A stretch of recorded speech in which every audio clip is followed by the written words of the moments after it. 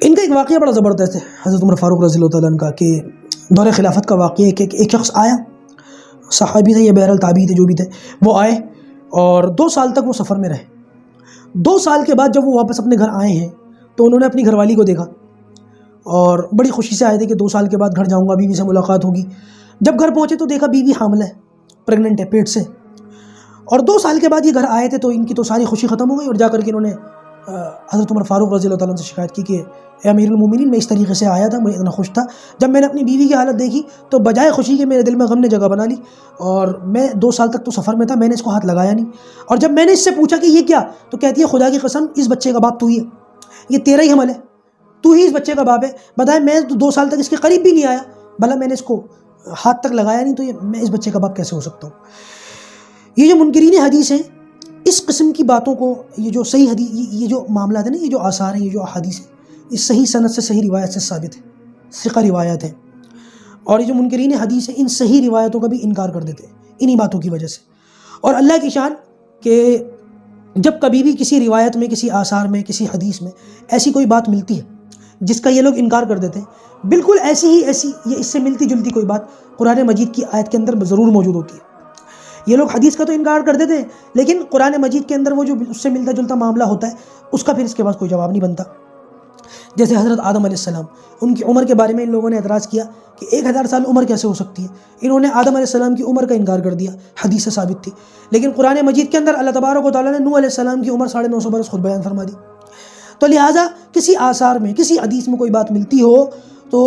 اس کے متعلق کوئی نہ کوئی آیت یا کوئی نہ کوئی معاملہ اس سے ملتا جلتا ضرور موجود ہوتا ہے۔ تو لہٰذا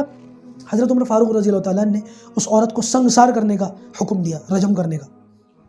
رجم کرنے کا مطلب یہ کہ گڈھا کھود کے عورت کو اس میں اتارا جائے گا اور پتھر مار مار کے اس کو ختم کر دیا جائے گا۔ معاذ بن جبل اس مجلس کے اندر بیٹھے ہوئے تھے اور انہوں نے کہا کہ امیر المومنین آپ کا یہ فیصلہ غلط ہے۔ حالانکہ معاذ بن جبل چاہے کتنے بڑے صحابی ہوں، لیکن عمر فاروق رضی اللہ تعالیٰ عنہ کے مقابلے میں بہت ادنیٰ درجے کے صحابی ہیں۔ حضرت عمر ابو بکر صدیق کے بعد سب سے اعلیٰ درجے کے صحابی ہیں،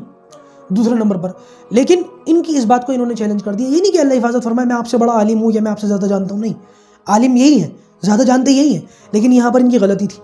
اور اجتہادی خطا کہہ سکتے ہیں۔ اور معاذ بن جبل نے فرمایا کہ امیر المومنین، نبی کریم صلی اللہ علیہ وسلم کے دور میں بھی اس قسم کے واقعات آئے تھے، ایسے معاملات ہم نے سنے تھے کہ کسی عورت نے زنا کر لیا اور اس سے اس کا حمل ٹھہر گیا، تو اللہ کے رسول صلی اللہ علیہ وسلم نے کبھی بھی اس عورت کو ایسے رجم نہیں کیا، بلکہ اس کے پیٹ میں جو بچہ ہے اس کو پیدا ہونے کا انتظار کیا گیا، کیونکہ وہ بھی ایک جان ہے، اس کا کیا قصور ہے جو اس کو مارا جائے گا۔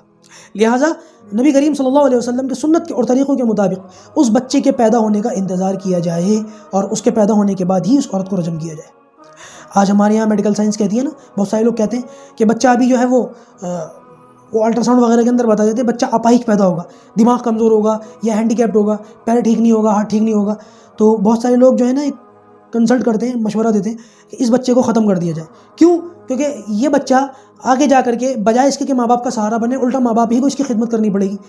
اس کا ہگنا، موتنا، پیشاب، پخانا کرنا سب اس کے بیڈ پر، اس کے بستر پر کرنا پڑے گا، کیونکہ یہ تو بیچارہ معذور ہے۔ تو لہٰذا معذور ہونے کی وجہ سے جان سے مار دو۔ اور بہت سارے لوگ اس قسم کی باتیں کرتے ہیں کہ علماء کے فتوے بھی ہیں، علماء کا ایسا کوئی فتویٰ نہیں ہے، یہ صرف آپ کی چلائی ہوئی باتیں ہیں۔ اگر کسی معذور بچے کو صرف اس وجہ سے مار دیا جائے کہ یہ معذور ہے، کمتر ہے، تو لہٰذا جتنے زمین کے اوپر چلنے والے معذور لوگ ہیں، جن کے ہاتھ اور پیر نہیں ہے، جن کے دماغ کمزور ہیں، ان کو بھی جان سے مار دیا جائے،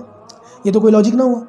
تو لہٰذا کوئی کتنا ہی کمزور کیوں نہ ہو، اس کو مارا نہیں جائے گا، قتل نہیں کیا جائے گا اس کے پیٹ میں، تو لہٰذا اس کو دنیا میں لایا جائے گا۔ بہرحال امیر المومنین حضرت عمر فاروق رضی اللہ تعالیٰ نے حضرت معاذ بن جبل کی اس بات کا احترام کیا اور کہا کہ اس بچے کے پیدا ہونے کا انتظار کیا جائے گا۔